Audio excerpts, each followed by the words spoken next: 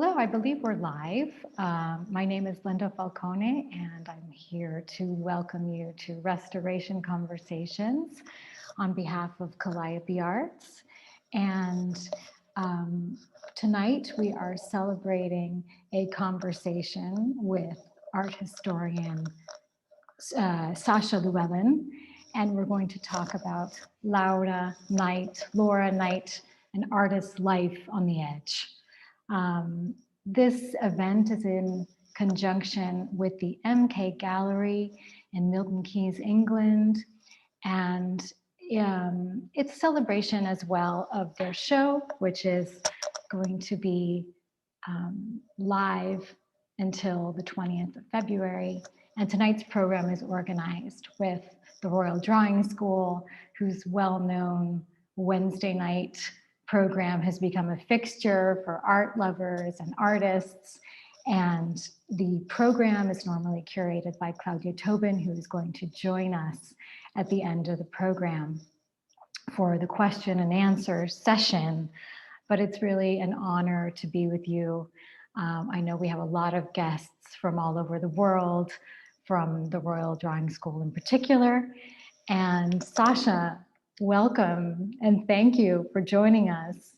Thank you, Linda. I'm thrilled to be taking part in this conversation to talk about one of my absolute heroes as a woman and an artist, the great Laura Knight.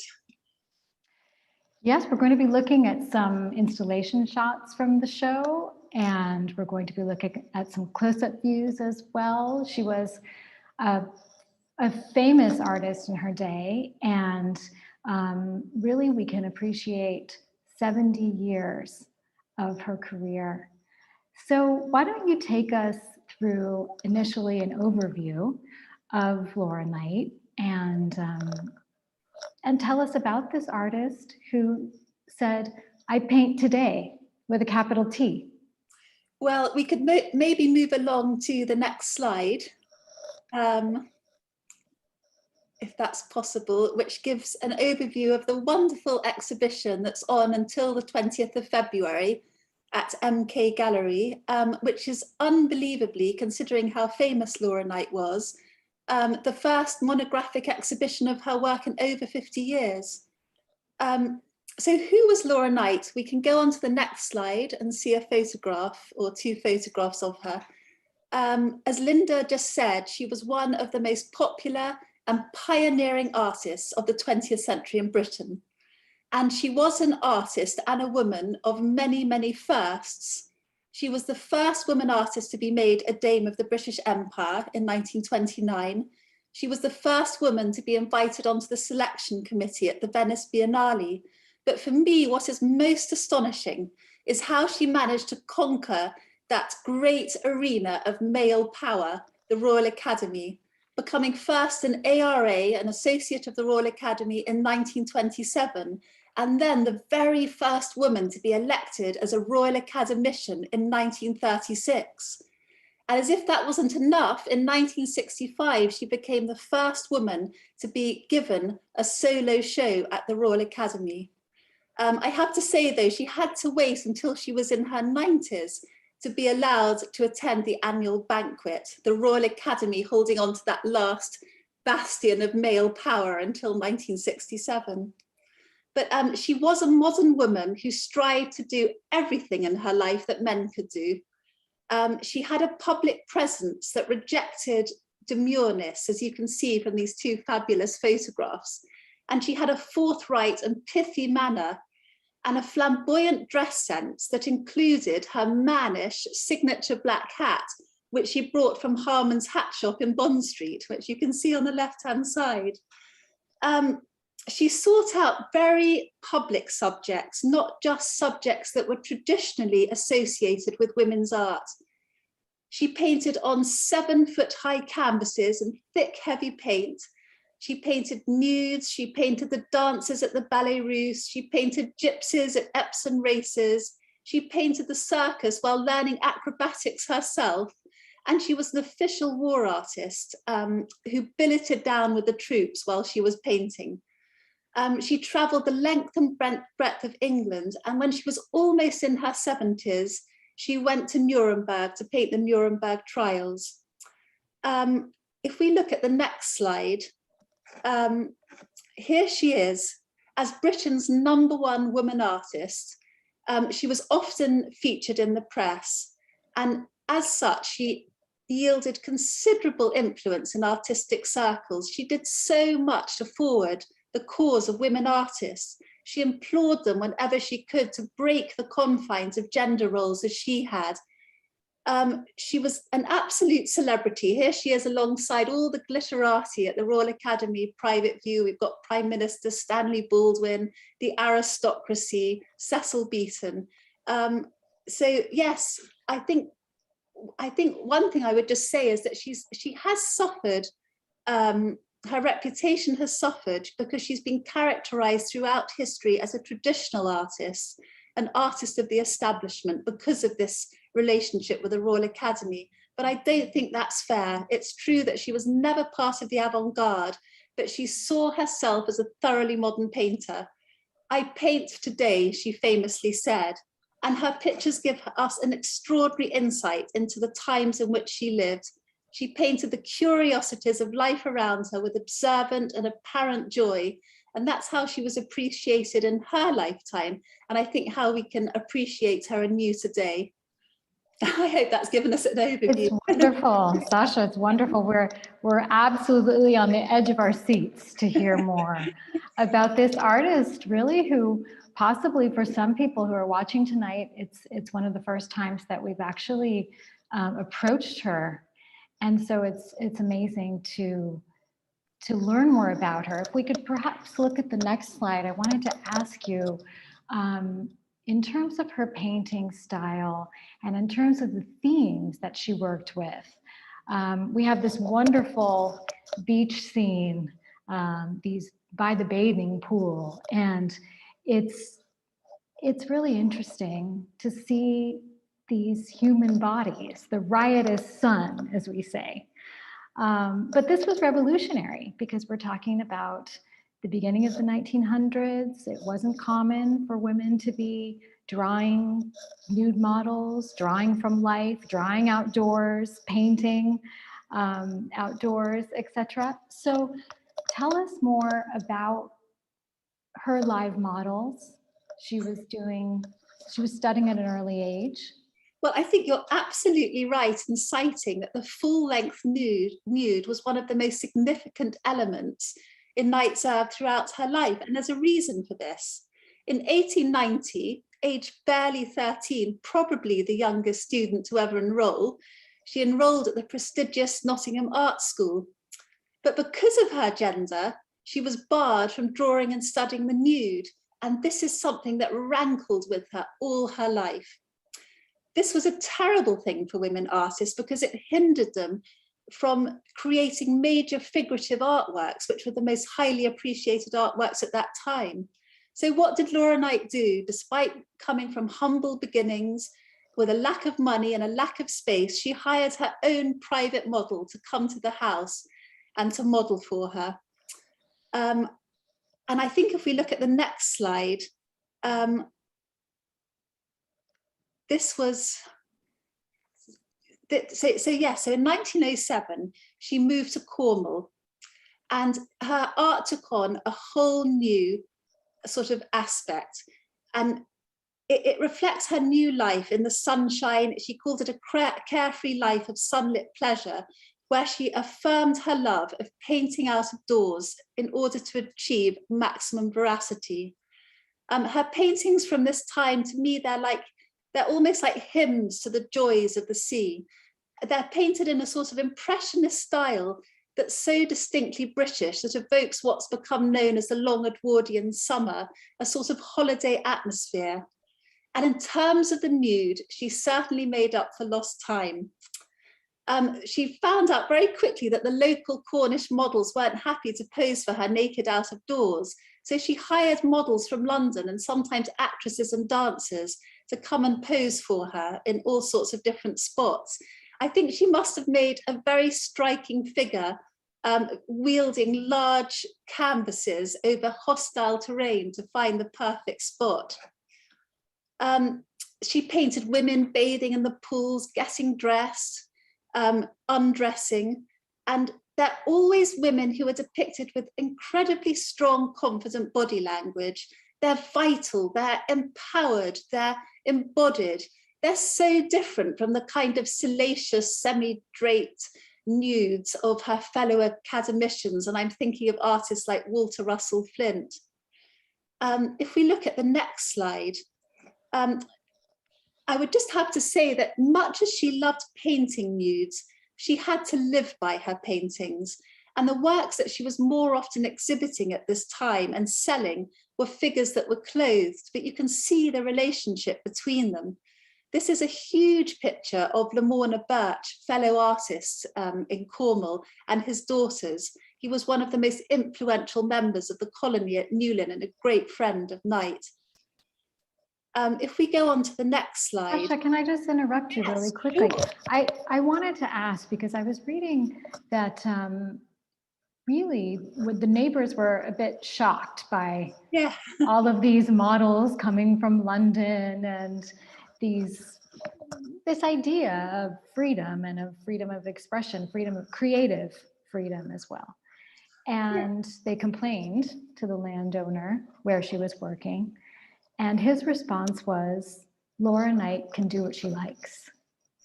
Yes, I think her reputation by this time was such that she pretty much could do what she liked.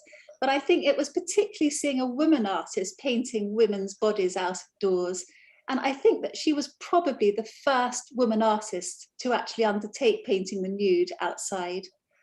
But if we look at this next slide, a lot of the pictures that she painted during this time is what I think of as almost like coastal reverie.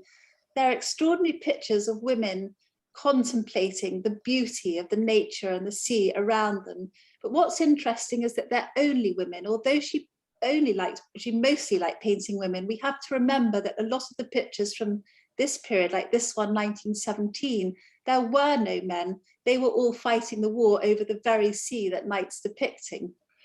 But if we go to the next slide, here's a wonderful view from MK Gallery of this what I call coastal reverie. These women looking out, melancholic to sea, sort of contemplating the enormity of the beauty of nature. Are they also thinking about their men far away? They probably are. I mean, I think that, you know, most of them which date from the war, this is looking over the sea, as I say, to the other side, you know, into France, where they were dying and fighting in the trenches. I think there's very much that kind of atmospheric mood about these contemplative pictures. They're lovely. And I mean, you think of her with her 6-foot canvas on her head, you know, walking up the cliffs to do it on location, you know. Yeah, it's just incredible. Nothing would stop her. And this whole period, you know, created this love of painting out of doors, which, you know, studio pictures were just never her thing. Painting on the spot, painting out of doors, naturalism, veracity, these became the sort of trademarks of her. The thick of it, painting in the thick of it. Painting in the thick of it, exactly. Yeah, we'll see that a lot in each one of the phases that we look at going through the show tonight. Do you want to look at the next slide, Yes, Sacha? so the next slide, going back to the nude, this is probably the most artistically groundbreaking work that Knight ever produced. It's 1913, it's called Self-Portrait, Acre the Model. And it's a painting within a painting. We see Knight radically dressed, in radical modern dress with her signature black hat, painting her model, which is a friend, Ella Napier, and on the left, the canvas in preparation. And we, as the spectator, feel like we're intruding into this incredibly important working scene. In fact, Laura Knight herself seems very distracted. She's looking out at the canvas as if she's not pleased to have been interrupted. It's painted in these incredibly bold colours, which you can see on the right, kind of oranges and reds and blacks. And it's almost life-size dimensions make it so physically imposing. So it becomes, to me, an unprecedented statement by a woman artist. It's about herself. It's about women's bodies. It's about their sex and their professionalism. She's kind of subverted the nude model as a subject just for the male gaze. And she leaves us in no doubt that the female artist is just as capable of brilliantly painting female anatomy. It's fascinating to me to note the fidelity with which she observes the realistic surface of the flesh tones. You can see the reddened buttocks, the chapped skin, the distortion of bones jutting through taut flesh, the creases in the thighs, all things that in salon paintings or at the Royal Academy would have been photoshopped out. There's none of that kind of slick glamour. And the painting had a few admirers when it was exhibited, but actually it caused a furore, especially amongst those critics who are still so resistant to women's claims to equality. I think the Telegraph called it something dangerously close to vulgar. Right, right. It's so fascinating to think about the reception that it received, and vulgar. And I also remember the protest of women painting women, because women did not imbue their depictions with the eternal feminine, with the charm of the eternal feminine. So it's quite interesting that there was this sort of criticism in that sense. But actually, history has shown that this was one of the things that she is most famous for now, her depiction of women and women's bodies, and as you were saying, the naturalism. But I find it interesting too, if we just look at this slide and these two articles, I'm sorry, can you just go back really quick? Yeah, these two articles side by side. And the one on the right side, The Guardian from 2013, and even just the title, Laura Knight, the Unashamed Illustrator. Laura Knight's portraits were once derided as vulgar and shunned for being too straightforward. But a new show, the Natural Portrait Gallery at this time, reveals the sensuousness of it. So also to just consider how she is constantly being reevaluated, and how we can see her even with these show today with new eyes as well. I think so. I think that, I don't think we can underestimate what an extraordinary feminist statement this is for 1913. I mean, and I don't think it was really realized at the time. I think it's as history has gone past that we now realize, in most art schools, women weren't able to paint the model till the early years of the 20th century. So for a woman to paint this, I mean, she's really saying here, women can paint women's bodies, and here I am, and I despite being not allowed to paint women's bodies, look how good I am. I mean, it's just the most extraordinary statement, the most incredible picture. I think iconic in terms of women's progress in the 20th century. It really is. It's exciting, really exciting photo. These two together, these several women together, and us watching. Yes, and us watching, intruding almost. Yeah. Intruding on this serious working scene.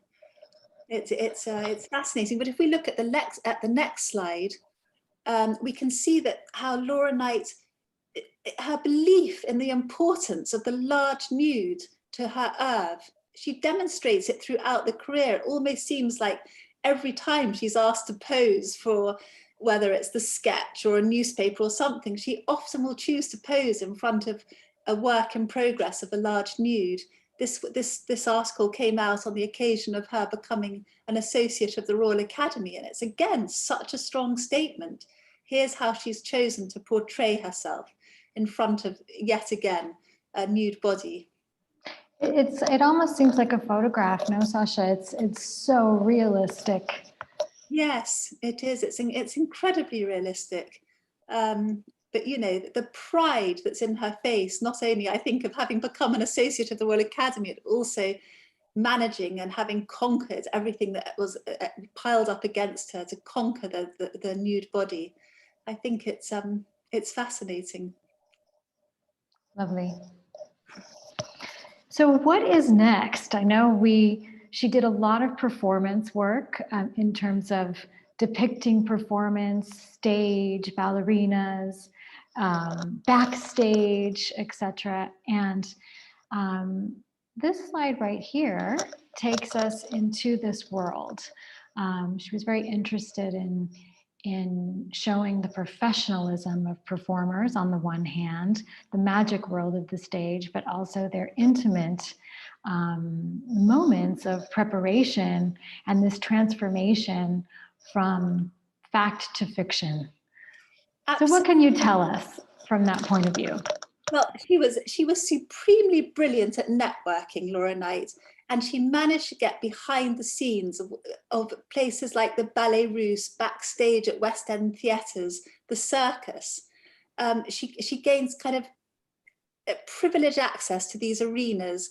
And when she was there, she developed this extraordinary sense of kinship with the female performers. And I think it's because she so admired their dedication to their art, which mirrored her own dedication to her own art. If we look at the next slide, we can see how she forged extraordinary friendships with so many stars of the period. This is the famous ballerina Lyubov Chernacheva, but she also made great friendships with just the everyday performers. If we look at the next, this is another view from MK Gallery's brilliant show. As Linda just said, her interest lay in behind the scenes. She kind of focused on the nuts and bolts that go into making a performance. She made these incredible kind of intimate images of individuals in various stages of rest or preparation. They're kind of caught between the public world of performance and the private spaces of the dressing room. We can see another view in the next slide, more of these pictures. So this is the dressing room at Drury Lane. It's kind of a prime example of what I'm talking about. It shows two ballerinas, everyday ballerinas, one putting her makeup on, and the other one's looking towards us with this kind of sense of exhaustion or weariness. These kind of scenes give us, the viewer, a unique access to a process that otherwise we'd never see. If we look at the next slide, I think we go on to the circus. Sacha, before we go, can I just share a story? Yes. Because with regards to the backstage and how she was very fascinated with, meeting the everyday performers. But she had contact with Anna Pavlova, who was a Russian prima ballerina. And in the 1920s, Pavlova allowed her to have access to the back rooms, and as in the painting we just saw. But she was so taken by it. Laura Knight was so taken by this world that at a certain point she got a note from the prima ballerina that said, "Madame Pavlova asks, will Mrs. Knight please confine her attention to the stage?" Which I love. I love that story because it was, I think also we have to say that in that period of time, the everyday was just starting to be captured on canvas. The more classic views of the protagonist in a very formal position is what art lovers were used to. And suddenly they're seeing people in their everyday situation. No? And I think you can imagine someone like Anna Pavlova, such a celebrity, such a star, maybe wanting to kind of project her persona as a star, and maybe not wanting people to catch a glimpse of what it was really like when she was getting ready in her dressing room. But the fact that she could be so honest with Knight, and I think that's the wonderful thing that comes out of all this correspondence and letters between ballerinas and stars, is this wonderful sense of companionship, of sisterhood almost, that she managed to create with whoever she was painting and drawing. So here we are at the circus, right? And she's thinking of these people as professionals, people Yes. who who risk their lives for, in her words, for a mere clap of a hand. You know? I mean, it's so true to form, isn't it, of Laura Knight? I mean, she kind of developed this love beyond love of the circus in the 1920s, so much so that in order to paint the circus, she travelled round with a circus called Great Carmos and Bertrand Mills. And she just loved being at the heart of the action. And that kind of harsh reality of life on the roads just never deterred her. I think she wrote something like, no one in the outside world could possibly understand the happiness and the life we led. I mean, the life we led, she kind of saw herself as part of the troupe. She loved the lights, she loved the crowds, the action, but most of all, like, as you said, she just so admired the physical prowess of the performers, particularly the women. You know, she had to work at such speed because the circus happens at such speed. She started painting directly onto canvas without making any preliminary drawings. And this painting that's showing here, it's of a trapeze artist called Ella Ardelty. And I think you can see what I mean. Knight is highlighting that incredible, powerful physique, which is kind of dynamically silhouetted against the spotlight. You can see the way from this picture in which she admired these tough women workers that she referred to as proud and disciplined people. In the next slide. It's funny too, just really quickly, I wanted to remember her husband, Harold Knight, who at a certain point said, remember you are a painter, not a circus performer. Yes, well, I think that she very much saw herself, and I think in another life, I think she said that that's what she would like to have been, was a circus performer. I think she got quite good at doing acrobatics herself during this period. There's actually a wonderful vignette that she discusses in one of her autobiographies, in which she says when a whole group of animals charged the wrong way off the stage, she was almost trampled with her canvases that she was working off of the set. Oh, she would love to have recounted that. She loved being at the heart of it, and if preferably in situations of great danger. Yeah. Exactly. Yeah. But the next slide is very interesting. These are actually two commissions that she received from someone called Major Atherley, who you can see in the portrait on the right, and he was a fellow circus enthusiast, and he wanted these pictures to show every single performer of Bertram Mills' circus.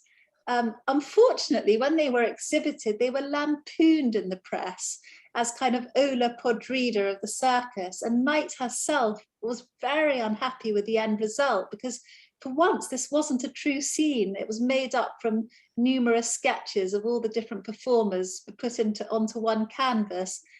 In fact, she disliked it so much that when it came to her great 1965 exhibition at the Royal Academy, she wrote to the organisers and said, please don't include this picture. And I think this is a wonderful vignette to show how much she valued veracity, truthfulness in her canvases, that what we are looking at is what was happening. And I think that she had to accept commissions like this because they were remunerative and she needed money. But I think it's interesting that this is quite a rare example of a picture, a sort of fantasy picture, rather than something that she was actually looking at. It's fascinating, really fascinating. Do we have some drawings next, Sacha? I know that, oh, here we are. So I know that our audience, particularly the Royal Drawing School, will be interested in hearing about some of her drawings. She was very interested in making her pencil speak. And so what can you tell us? What are we seeing? Well, drawing was important to Knight her whole life, that's for sure. I mean, she learned drawing at art school. Some of the drawings that she made, she considered as finished works in their own right, like these two examples here. And she signed them and she gave them titles. But on the whole, she used drawings to serve as inspiration and reference material. If we look at the next slide, oh yes, this is another example. of a drawing that would have been considered a finished drawing. But if we look at the next slide, this is the kind of drawing which would have been an aide-memoire for a bigger painting. She was never ever seen without her sketchbooks. And so I think there's the kind of methods that we see. You can see that her paintings sort of come out of a graphic sense. You can almost see her paintings like coloured drawings. Her two favourite mediums were pen and ink and charcoal. Both of these allowed her to work up contrasts of light and shade that was so important to her drawings. But she also actually worked on a very large scale sometimes. We're going to see later on for the Nuremberg trial, she produced full-size cartoons in pencil. The next slide is fascinating because this really shows you how important drawing was, because there's almost 77 years which separates these two works. You can see on the right a wonderful early study of a girl from her art college days, and it's so brilliant. And then on the left you can see a portrait that she never finished because she died in 1970, but you can see how she's applied drawing straight onto the canvas and she's now painting over it. It's a wonderful way of seeing her working method, this unfinished work. 70 years. 70 years with a pencil. So here we're in what I really consider the core of her work, her war pictures. And it's probably one of the themes for which she was most famous and most recognized. And they really became iconic from the very beginning, from when she started to produce these works for the War Artist Advisory Committee. And they were used as propaganda pieces in a lot of cases. So what can you tell us about her war pictures and the iconic women in the war effort? Because really it was a time in which women were having finally access to a lot of professional spheres that they hadn't had access to before the war. So what can you tell us about this realm? Well, I think the World War II was an interesting time for Knight because it resulted in a sustained period of patronage. As you said, the WAAC, or the War Artists Advisory Committee, just to explain in case anyone doesn't know, this was set up by Sir Kenneth Clarke in 1939 to provide a pictorial record of the war, and many of these pictures were also used, as you said, Linda, for propaganda purposes. But in terms of women artists, and a very small proportion compared to men artists were employed, but they were told to work exclusively with subjects which the War Artists Advisory Committee thought that they were compatible with, so portraits of women and women workers. And Knight, of course, relished this opportunity of provided by these commissions. In the next slide, we can see that she travelled all over Britain at this period to factories, workshops, airfields, because she wanted to witness at first hand this incredible work that women were doing to help with the war effort. She set up her paints on workbenches, and in her autobiography, she describes how she was often showered with sparks from the machines, how she endured these situations of great danger, noise, claustrophobia, but she just relished being at the heart of the action and meeting these incredible women. There's a very funny anecdote, actually, that when she arrived in one factory, she heard that there were bets on the factory floor that she wouldn't last out the day. In actual fact, she lasted out 6 weeks and everybody lost their money. But yes, she said that's what made me stay. That's what made me stay. That's what made me stay, exactly. Nothing would ever make her leave a situation like that. But we can see in the next slide the sort of paintings that she was producing. This picture is just incredible. It shows the vital role of women working with barrage balloons. In her autobiography, Laura Knight calls them colossal silver toads. And here we've got women workers hoisting up a barrage balloon. But also, if you have a look at the woman on the right, this is a woman who has a role of authority, which would have been unseen of before the war. So she's depicting every type of woman. And in the background, there's this incredible industrial scene, which kind of frames the sort of strength and magnanimity of this extraordinary picture. But she captures the dance here as well. I mean, you can really see that she was trained with dance. I mean, there is a unity of movement. They're working as a troupe. There are a lot of things, even just physically, that she's representing as well. No? Yes, I'm absolutely sure that her experience, especially in the circus with the trapeze artists and the theatre, would have held her in such great stead to produce these large-scale compositions. But you're right, there is a theatricality.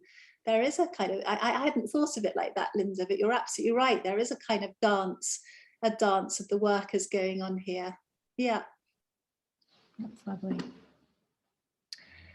We know her, Ruby Loftus.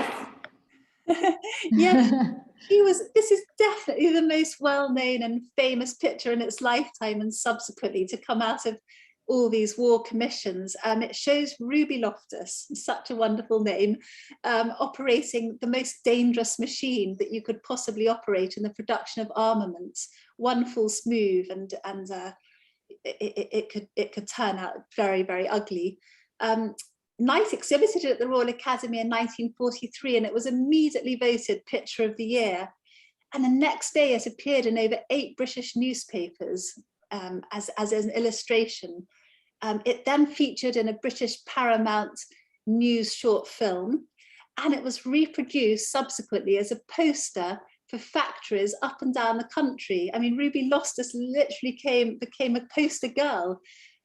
This was used for propaganda purposes because it shows so perfectly the sort of amazing, the amazing bravery and the amazing skill of these wartime women workers. And you can see a whole lot of them as well in the background, working on these machines. But Sacha, it's interesting because it's almost as if these iconic women that she was producing became more famous almost, or there's a lot of image recognition here. The public, we as a public recognize this image. It's part of our collective memory, or our collective consciousness in a way. And so, but Laura Knight's name on some level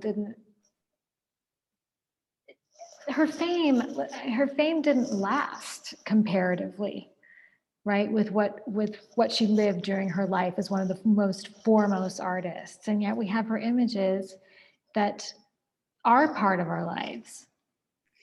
Yes, well, I mean, I think it's 2 points, really. I think the first is that she was giving fame and she was giving visibility to these women workers who otherwise were hidden on the factory floor.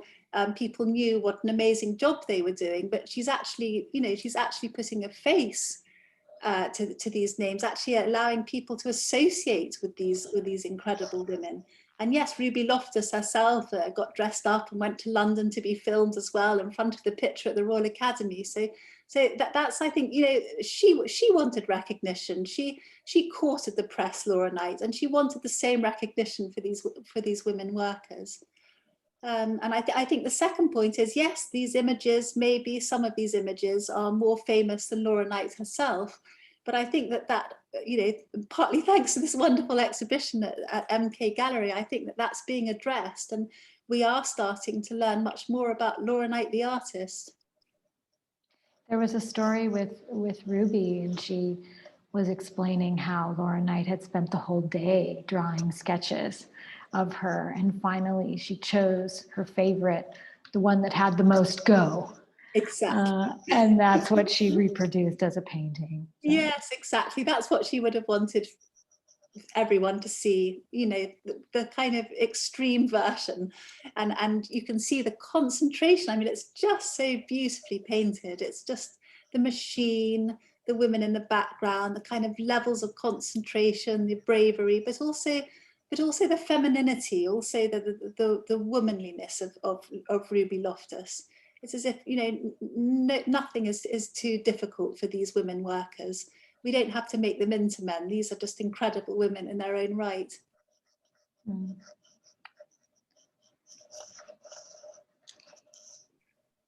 She mentioned at one point, Laura Knight mentioned that she was traveling all through England and seeing these machines for destruction, no? And then she said, but this was in the 1970s. She said, but today it was toys compared to what we have today. Yes, Yeah. I mean, she certainly lived the life. She certainly witnessed extraordinary things during her over 70-year career. I think if we look, do we have Nuremberg next? Are we? I think next maybe it's a war. Yes. So I just wanted to mention that she also painted these wonderful women war heroes. You can see to the left, this is Josephine Maud Gwyn Robbins, who'd been awarded the Military Medal for Bravery during the Battle of Britain. And I think it's very interesting. Around this time, 1943, a book came out called War Pictures by British Artists, and she was asked to write the introduction to the one on women. And in that book, she wrote, if she can do what she has done in war, what may she not do in peace? And I think that this is so wonderful because, in other words, Laura Knight was advocating for women in general to be given greater opportunities. And this theme runs through her whole life and career. It really is amazing. She took a lot of, she took a stance against the war though, too, in addition to taking these commissions. And I just want to mention one detail. At one point, I believe it was in 1938, she actually wrote a telegram to Hitler to protest his policies.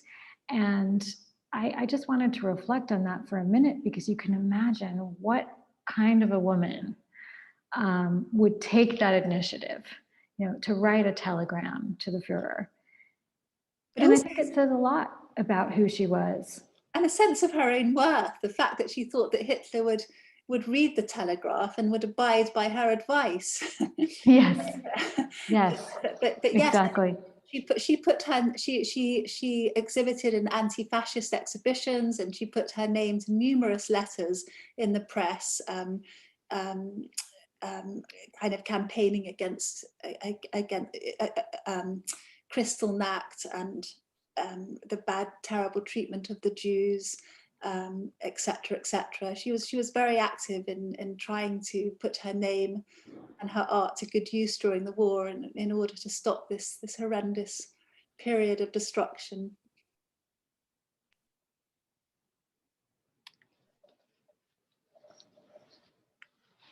Here we have the Nuremberg sketches, 1946.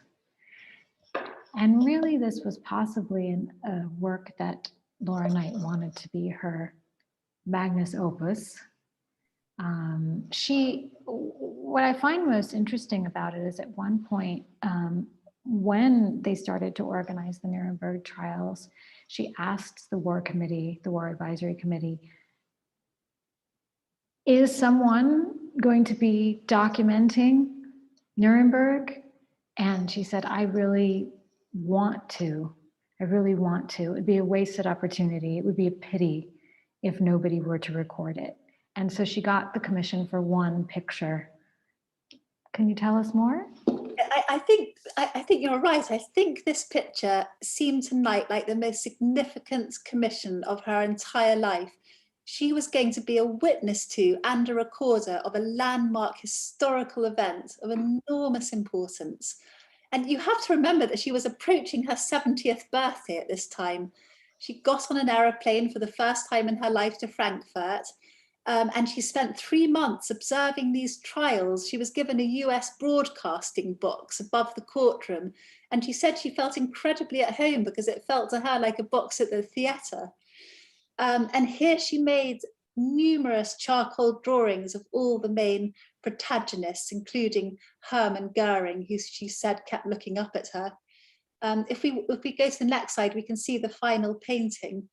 So you can see that this painting, it portrays the dock of the courtroom in Nuremberg's Palace of Justice. And we can see the 20 senior Nazis seated in kind of various modes of inattentiveness. None of them look like they're particularly concentrating. At the back of the military guards and in the front of the judiciary, and it's all men. There's no women that appears in the eye of this female painter. The only women in the trial, that was stenographers, journalists, witnesses, none of them are apparent. But it's such a fascinating painting because the part of the scene is painted in the manner of a courtroom sketch, you know, a kind of faithful genre of drawing used to memorialize the proceedings in a course of law. But then for Knight, at least, something really surprising happens, and she suddenly departs from her usual realist style. If you have a look to the left, you can see that the mahogany pews are giving way to this extraordinary melodramatic landscape, which is inspired by the bomb-devastated city of Nuremberg, that Knight had been horrified to witness when, soon after arriving, someone had driven her round.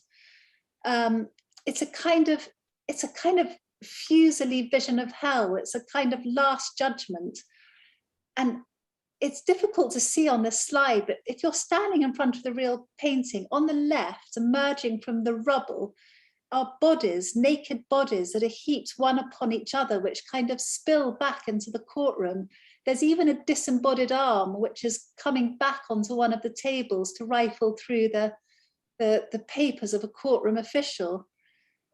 And Knight kept a diary during this whole time, and in it she just wrote how deeply affected she was by all that she saw, by all that she heard during these months, and how in her mind she needed to find a way to express all this beyond her usual kind of realist representation. She needed a way of the viewers understanding the dreadful consequences of totalitarian power. But, you know, a question arises: who are the bodies? Were they the victims of the Allied bombing, or were they the victims of Nazi terror, whose emaciated forms had been captured in 1945 by photographers, filmmakers, painters on the liberation of the concentration camps? In any effect, the WAAC were very confused when they saw the final painting, and Knight had to write to them to justify this aspect of it. And she wrote, they had to come into the picture. Without them, it would not be the Nuremberg as it is now during the trial, when the death of millions and utter devastation are the sole topic of conversation, wherever one goes, whatever one is doing. Sacha, I wanted to go back and think about her in the box, looking down and listening to all of these horrors. And I wanted to share a quote in which she says, "I can never forget the agony that would seize me, an onlooker alone in that box." Yeah. And just to think about that, to think about what it would have felt like to be the one person documenting this, not only the historic event of the trials, but as you wonderfully explained, everything that was behind it.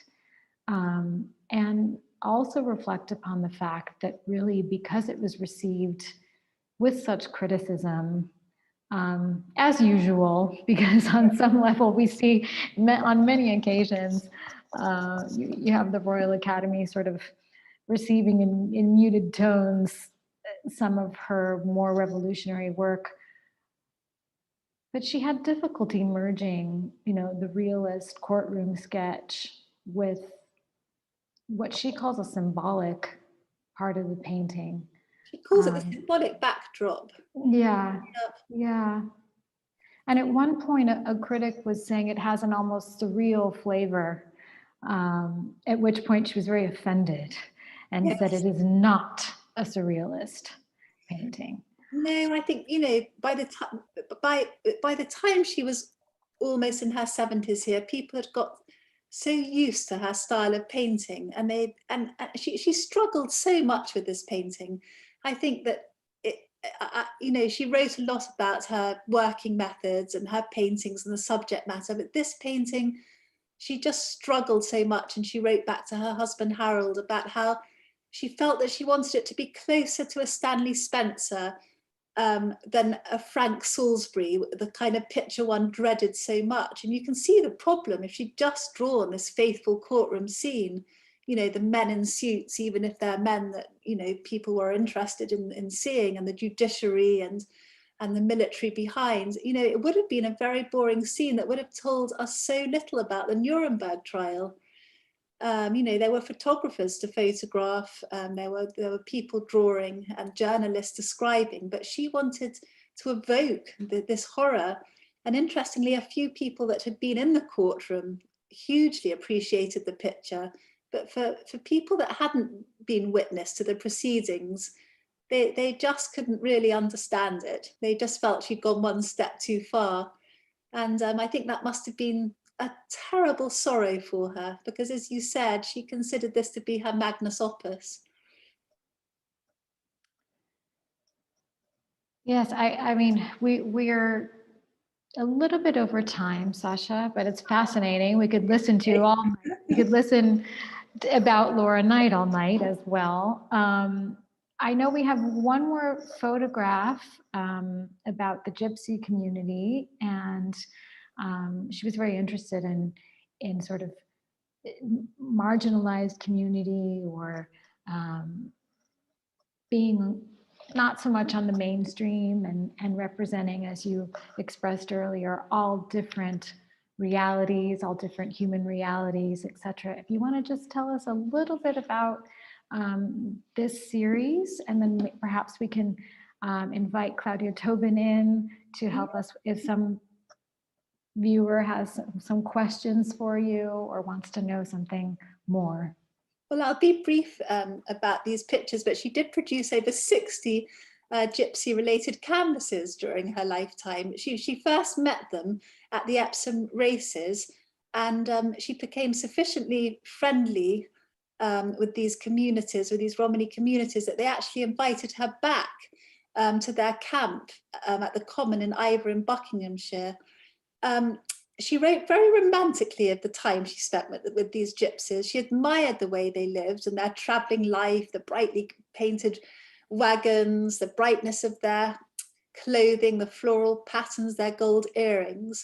But they are sometimes criticized as stereotypes. But I think we need to remember that she really got to know her sitters well, and felt a long life respect for them. If we just look at the last slide, this is a kind of typical picture where maybe there's a romantic air, but actually she's contrasting the resigned, weary appearance of the older woman who's got her hand out, I don't know, begging for alms, or maybe asking for money because Knight did pay them to pose, with the kind of younger woman who's got this sort of air of reserved suspicion. But what's interesting is that this isn't a kind of 19th century romanticized view of gypsy life. You can see in the background, you know, Knight wasn't afraid of modernity. In the background is this whole lineup of Bentleys and Rolls Royces. And this gives us a very kind of uncomfortable feeling. It's a kind of, it sort of gives us a kind of understanding of the inequalities that existed, you know, between the kind of wealth represented by those expensive cars and the life of the Romany communities. I think Knight kind of allows these kind of frictions into these works. But one thing that's interesting looking at the Rolls Royces is she actually set up a studio in a Rolls Royce to paint these communities. It had a high enough roof, so she went round in her Rolls Royce, which she was lent during the week, with her palette and her canvases, actually painting them from the window on rainy days. That's an idea for all of the artists in the room. No, all of the artists tuning in tonight to set up a studio in a Rolls Royce. Rolls Royce. Yeah. Well, thank you so much, Sacha. It's been wonderful to follow you in this segment of the program, and just wanted to invite Claudia on. See Claudia pop on. There you are. Hi. Thank you both so much. What a stimulating and wide-ranging conversation. Yeah, real delight to have Laura Knight's work and ambitions brought to life in such rich detail, and particularly for those of us who haven't seen the exhibition yet or won't be able to. So that was wonderful. And I think, yes, Linda mentioned, we've got a few minutes if anyone would like to ask questions. There's a couple of things I've picked up on in the chat or in the Q&A box, but if you've got a sort of burning question you've been thinking about through the conversation, then post it now. I wondered, I was really struck by her depictions of female solitude and reverie. I think you described them, Sacha, wonderfully as coastal reveries, and those paintings of women gazing into the sea.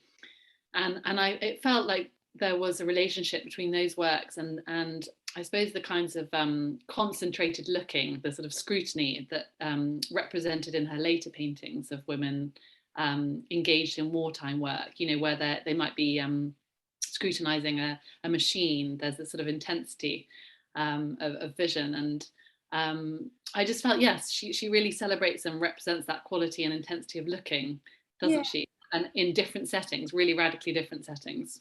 Modern women can kind of move between both. Looking and being looked at. Yes, that too, of course. Yeah. Absolutely.